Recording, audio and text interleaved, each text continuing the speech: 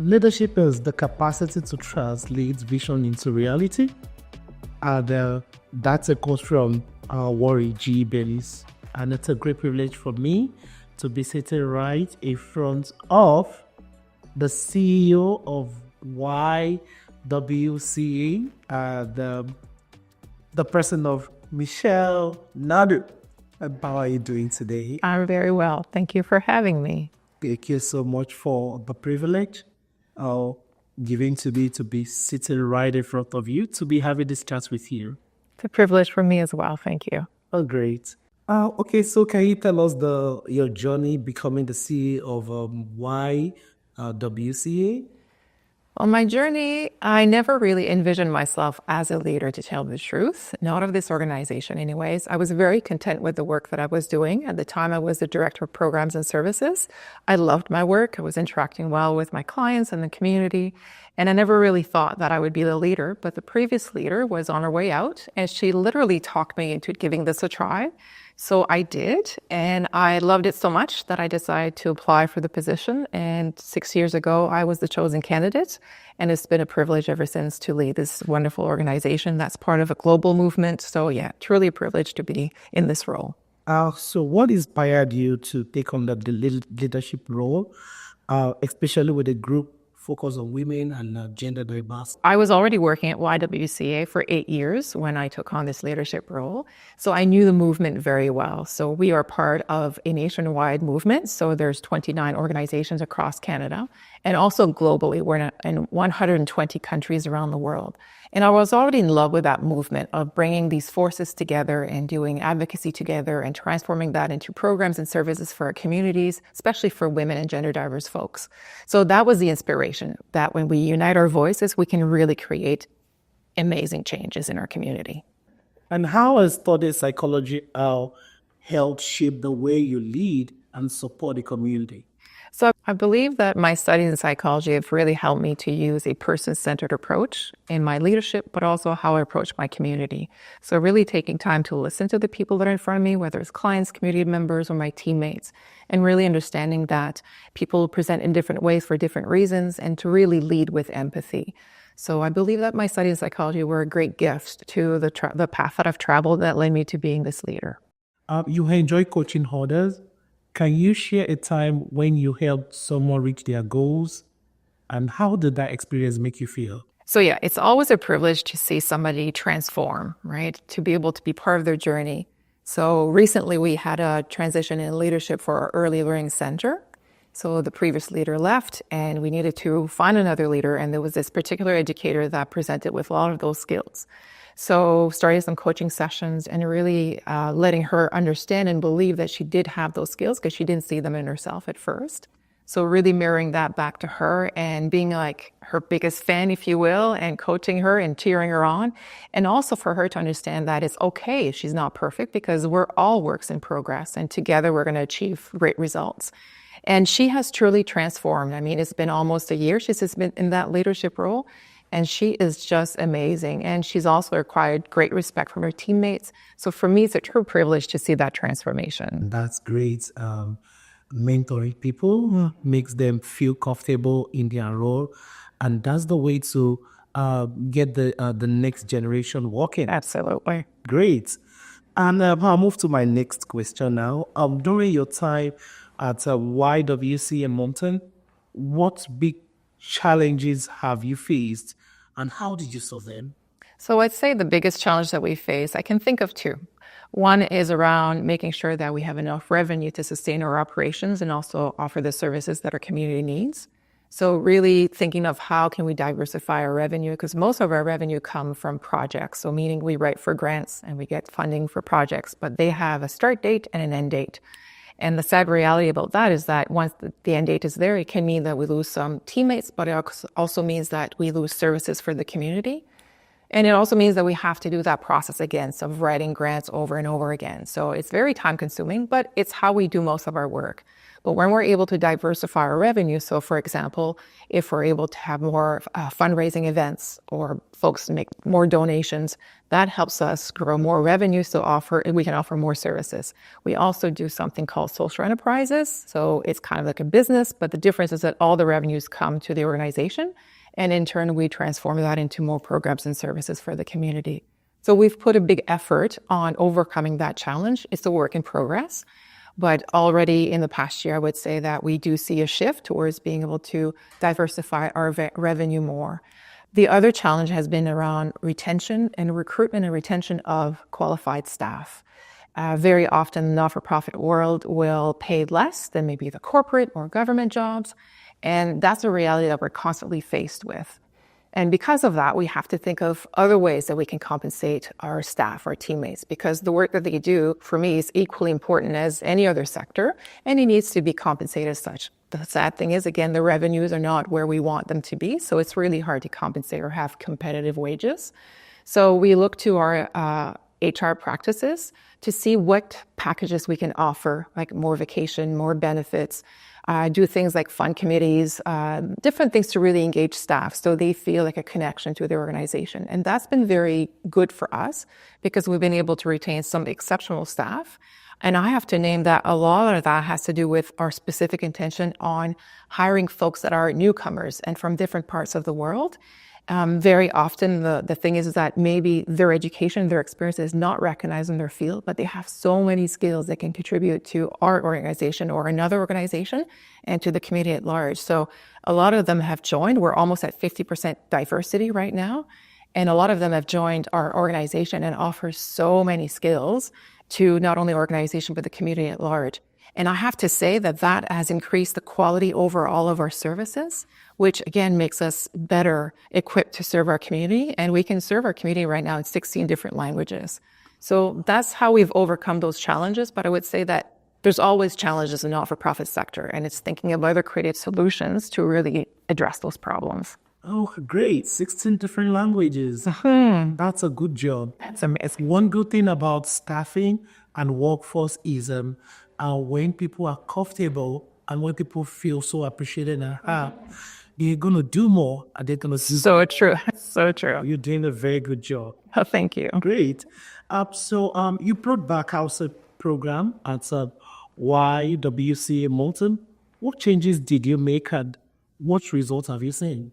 So years ago, prior to being in this role, that was one of the first projects that I had was to develop our housing program. Because although we had been in the community since 1920 and some of those years were housing for women and girls, we had stepped away from doing housing.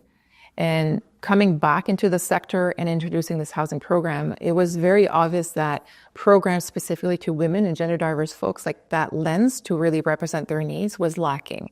Often when we think of somebody that is in housing need, we'll think of maybe a homeless man that we see on the street or somebody that's asking for money, and it's very much male-centered. So we often refer to homelessness and think, like I said, of men.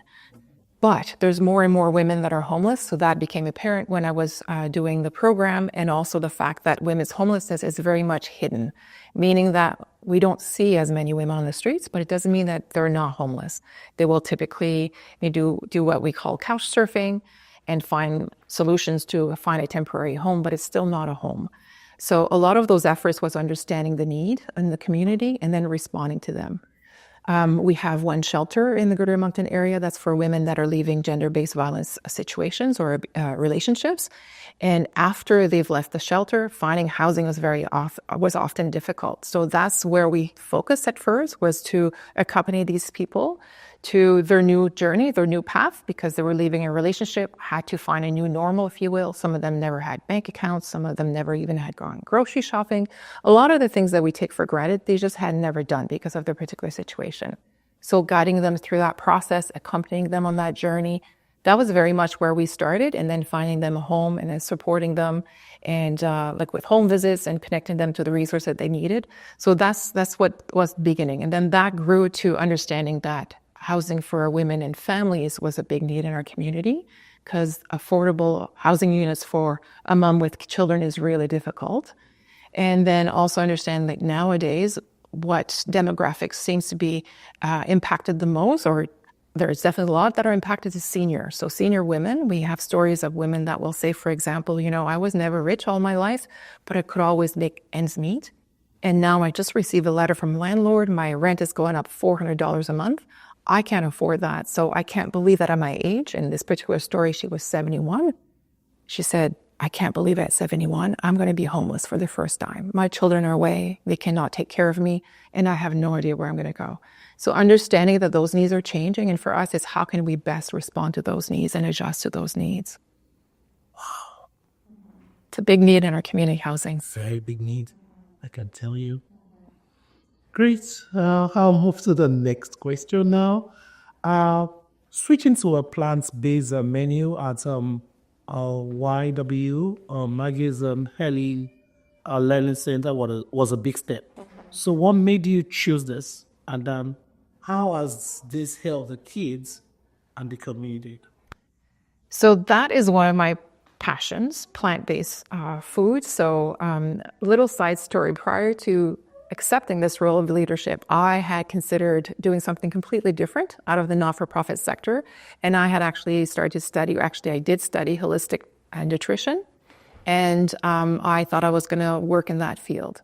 But then, like I mentioned, the opportunity presented itself that I could step into this role, and I did.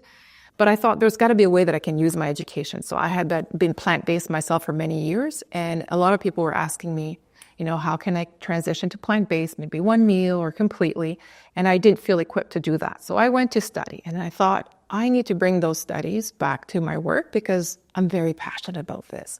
And the reason that I personally went plant-based was I had come to understand that when you choose either one plant-based meal or multiple, you actually reduce your carbon footprint or your impact on the environment. It's actually a positive thing for the environment.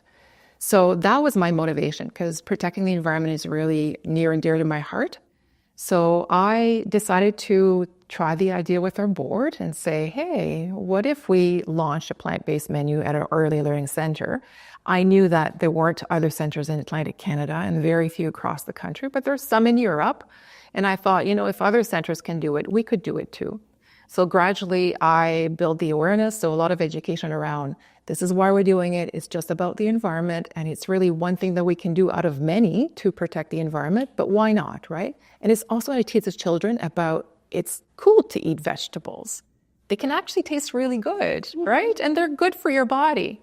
So gradually what we did is we also build awareness with the parents so they could understand why we're doing this. And then with the staff as well, so they were comfortable to serve the meals to the children and explain, this is broccoli, and broccoli does these great things to your body. And the children, pun intended, ate it up. They loved it. And what I didn't realize is that the parents were also very grateful that we did that. And I can tell you that when we launched the plant-based menu, it was in 2019. And it was just 2 years into us opening our early learning center, and we weren't at full capacity. We launched a plant-based menu, and 2 weeks after that, we were at full capacity with a wait list that has been maintained ever since. So because we carved a niche for ourselves, people really want to come to our center because of that. And what we've noticed that there's a lot of international families that is their regular diet. They're plant-based themselves. And for them to be able to send their child to a place where they know they're going to eat like they would eat at home is a gift. So we've had a long wait list, and for that reason, we're looking to create another center, a bigger center. And it's caused many ripple effects, like people asking for recipes, people asking if they can learn how to cook, if they can buy the meals. So for us, it's present opportunities to launch other social enterprises in the plant-based industry. And then the children go back home and they say, where's my broccoli, mama or papa? Can we grow our gardens so we can have these vegetables at home? So it's really planting those seeds in the minds of the children so those future generations really understand that there's good value in it taking time to really feed your body well. Great initiative, and it's also very healthy to consider the plant-based options. And that's a very good one. Okay, and YWCA Moncton is a part of a larger group that supports gender equity. And how does organization connect with the community to meet their needs? And can you share an example of a successful project? Sure. So I'm a firm believer that not one single organization can do it all. We really need the collectivity of all the different organizations to meet the need of the community. So I mentioned earlier, we are part of a nationwide movement. So very grateful that we're able to tap into some of those best practices and resources that are in existence across the movement to bring to our local context. But also locally, there's, for example, a group that's called the Housing Assessment Review Team. HEART is the acronym. And we get together to look at the need of housing in the Greater Moncton area. So we have access to all the folks, the names of all the folks that we know that we've contacted who are seeking a home. And we're able to match that with whatever units we have within our different programs, like all the different agencies that do housing programs. And together we will match, if you will, a certain individual with their new home and then offer supports. And we do this together, which means that all the different organizations have to kind of put aside the fact that sometimes we have to compete for the same money or the same resource, and those are limited. So we have to put that aside and just think we're all here for the same reason, which is to help our community. So together, when we can address the needs collectively, that's when we can have the biggest impact. Wow. Great. Coming together and looking at the bigger picture, but everybody is doing the same thing. It might be different parts, but the same intention in mind. Exactly. Yes, helping the community come first. Great. So what do you think are the biggest challenges for women, girls, two-spirit, or gender diverse people in Moncton area today? I would say, and it's true that it's near and dear to my heart, but I would say the greatest challenge right now that we know is access to affordable and safe housing. There is a big crisis in our community, not just in our community, but across Canada and different parts of the world. But I would say that right now we're faced with the biggest number of folks who are homeless or seeking a new home, and at the same time, the lowest amount of accessible and affordable housing. The problem is that there's been a lot of shifts in our community where the cost has gone up. There's been a lot of folks that have come to our community from the bigger centers, have purchased properties and have turned them into short-term rentals, like Airbnbs, for example. It's also the fact that corporations have bought some apartment buildings and are no longer situated here. For us, it's harder to make connections with these landlords because they're not invested in the community. It's not to say these individuals are not wonderful, but they're not invested in the community here as much because they're not situated here. So for us, very often, when we create housing for the folks that we serve, it's about making those relationships with landlords so they're able to negotiate maybe more affordable prices. So that's harder to do. So again, with the rising in the number of folks that are just not able to make ends meet and find themselves homeless, and at the same time, the cost of living and the cost of housing going up, it's a really difficult time in our community. How do you make sure your advocacy work includes and represents everyone in the community? A lot of the work that we do is advocacy. And when we do advocacy, we see it as it is our responsibility to carry the voice of the people that might not have the platform to have their voice heard, respected, and represented well. So we are, if you will, the carriers of the voices of the ones that are maybe voiceless, right? No fault of their own, it's just the circumstances. So it's very important that we take the time to listen and truly understand their perspective, maybe the challenges that they're facing, so we can go and advocate on their behalf. It's also important that we observe carefully all the different needs in the community. So again, we can use certain platforms to say, hey, this is needed for our community. These changes within maybe some policies or whatever are needed because it's not meeting the needs of our community. So advocacy is a huge part of our work. And again, being part of this nationwide movement, a lot of the work that we do across the board is advocacy. Actually, our national tagline or our tagline for the YWCA movement is national advocacy, local actions. So that's very much represents the work. So we do advocacy all the time, but the advocacy then translates into offering services to our communities. How you use photography as a way to relax and also to reflect. How does this hobby influence your work and outlook? on life? So photography is another passion of mine. I often say that I'm a woman of many passions, and photography feeds my soul and heart. So whenever I'm able to go out in nature and just be one with nature and then observe nature through my lens, it's my therapy. It's what connects me back to my true self, to nature, to everything. And I believe that it's a good link to my work because it forces me to remind myself of staying in the now, staying in the present moment, to sit back and observe before maybe acting. So it's been a great trainer. Like, nature is a great teacher. And I also really see that when you observe nature, you might look at certain aspects of nature, and sometimes through my lens, I'll see something like maybe, for example, that there's a tree that's not so pretty compared to others.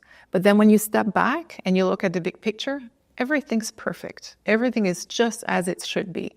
So in my work as well, sometimes it's easy to focus on one problem and think, oh my goodness, how am I going to solve this? Or maybe this is going to be like the end of us, like to really dramatize things. But then when you step back and you think, you know what? It is just one problem among a beautiful agency, and there's so much positive compared to the one negative. So having that global perspective, it's something that I feel nature reminds me all the time. Excellent. And I quite agree with you because I share the same passion with you. I love photography, and sometimes it means different things to different people. Sometimes you derive your strength and your passion from photography. I love the sunsets. I love the beach side. Yes. I love things that ignite my passion. I quite agree with you that photography is quite inspirational. It is, yeah, it is. Actually, if I can add, I love to chase birds with my camera. That's my biggest passion. And again, birds remind us that they just do their own thing. Everything is okay. Everything has a time and everything is in order. So again, applying that to my work has been very helpful. And you love hiking and kayaking. How do you balance your role as a CEO with your personal hobbies? I am a work in progress, meaning that I have not mastered the art of that perfect balance between work and personal life. And I have to say that I'm very fortunate because my work really feeds me. I love my work. So it's very easy for me to put a lot of time into my work. At the same time, I know that I need to recharge my batteries. So I would love to be able to tell you, hey, I spend so much time out in nature, hiking and kayaking. I don't as much as I want to, but I can tell you then when I'm out there, again, it's that sense in nature to be able to be just at peace and observe your environment and just take in that serenity. It really recharges my battery. I need to do more work, though, in terms of balancing that, taking care of myself, spending time in nature, and then work, of course, because it's easy for me to work a lot of hours. Great. Let's talk about traveling and also cultural experiences. Has it taught you anything important about community and gender issue? Mm-hmm. Absolutely. So I've had the privilege to travel to different countries over the years, and I've learned so much. And I have to admit that whenever I travel, I do have my feminist hat on. So of course, gender-based things is always in my heart. And it's been very educational to observe how a lot of different cultures, there's still a lot of work to do with regards to gender equity. But cultures will celebrate that or respond to that very differently. And you'll have some cultures where you would think that it is very up to par, so gender equity is there. But then the more you look into it, you realize that no, there's still work to be done. So that is good to know that we also have work to be done. And I think globally, gender equity is still a thing that we all need to address and work on. But I'll say that my international travels have also taught me the value of community. And in, let's say, the more impoverished maybe countries that I've visited, it's so obvious how community comes together to really join their forces to make sure that everybody has their needs met. That is always inspired me. I've had the privilege of seeing that many, many times. And again, bringing this to the community, it's true. Like I said before, you can't do it alone. So when you bring all those forces together, it's just amazing what you can do to transform your community. The other thing I have to say that my travels have taught me is how important it is to protect the generational knowledge. By that, I mean that elders are treasures, right? I remember some of the travels that I did. Senior citizens' home, for example, did not exist in their countries. And here, there's a lot of senior citizens' home. And the reality is that, sadly, a lot of these seniors are in homes and maybe are almost, I don't want to say forgotten about their families, but don't have the connections or the visit as often as I'm sure they would like from their families. And in the countries that I visit, that didn't exist. The seniors stayed within the family unit. The seniors have the wisdom, which was shared to the children and the generations. The seniors were very active, had a great part in raising the children in the family. And that I found to be incredibly inspiring and so precious. And for that reason, it's what's going to inform our future housing project, which is really housing for senior women, but with that intergenerational model, so that the younger generations can come and learn from the seniors, but also that the younger ones can also teach seniors, maybe about technology or something like that. But again, that awareness of how seniors are respected in other cultures have been very eye-opening for me. It's eye-opening is the word, to learn from other country, other culture, and what they do, and the positive impacts we can derive from what's working for them. Absolutely. Absolutely. I agree with you. What are your goals for YWCA Moncton, and how do you see the organization growing in the future? And also, what legacy do you hope to leave as the CEO? Well, I've never really thought about a legacy, but I can tell you that our objectives right now, which are part of our current strategic plan, is to diversify our revenue, so more philanthropic revenue, and also to increase our brand awareness, because still a lot of folks don't understand or realize that the YWCA exists. The YMCA is very known. I think it's because they have that YMCA song that is very old, but it's still very popular.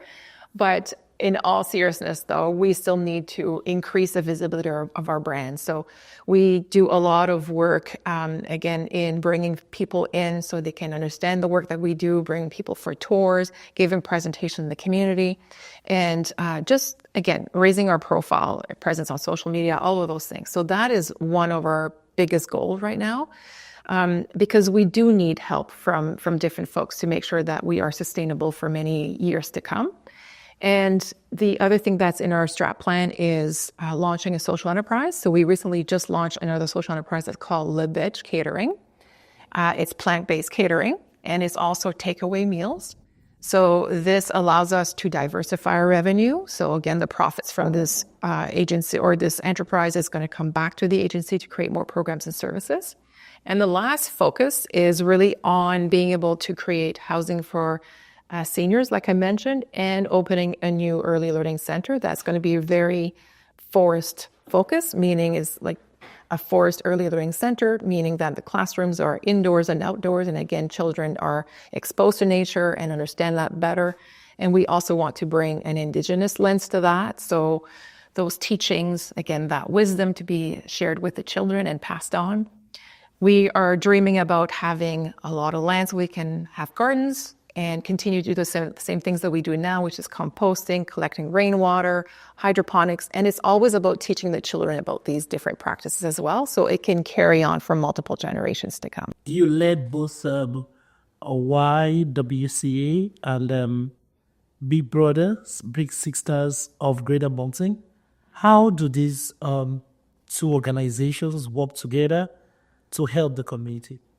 Yes, I did have the privilege for 5 years to lead the two agencies, and it's just in January 2024 that they were independent again, if you will. So because they were undergoing financial problems, we decided to bring them in here, but still maintain the agency as a whole, meaning that they still had their independent board of directors, independent strategic plan, and all of those things. So really, I had the two separate agencies for 5 years.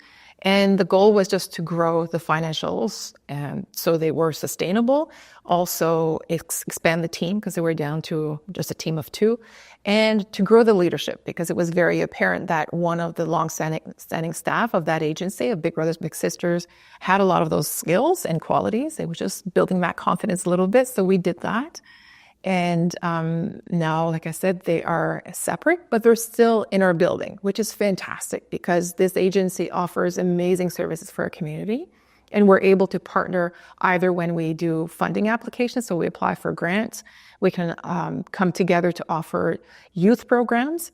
And especially in the summertime, we collaborate a lot in bringing different services, again, around youth programs to the different communities or sections in our community.